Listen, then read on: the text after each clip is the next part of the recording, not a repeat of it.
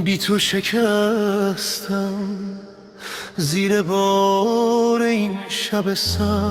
نامت هنوزم میتپد در قلب درده.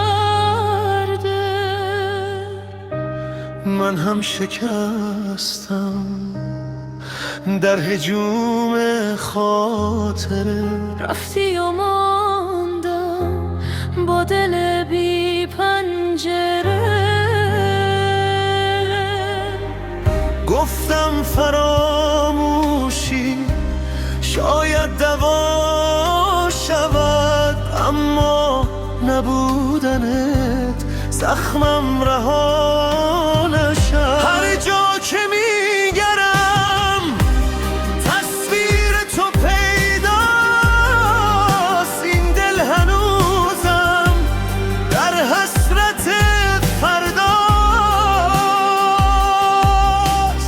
میان ما سکوت فریاد بی صدا شد، عشقی که ساده بود قصه غم هامان شد. تو رفتی و دلم در گریه جا موند، این آخرین نگاه پایان ما موند.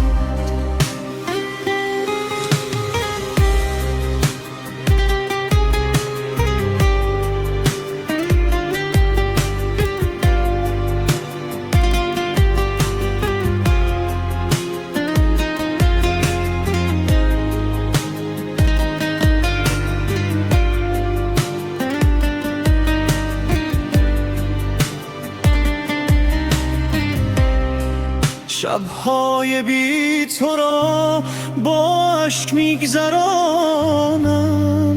در هر نفس هنوز نامت را میخوانم. من هم به یاد تو در حسرت نفس ها گم کردمم خود را در خلوت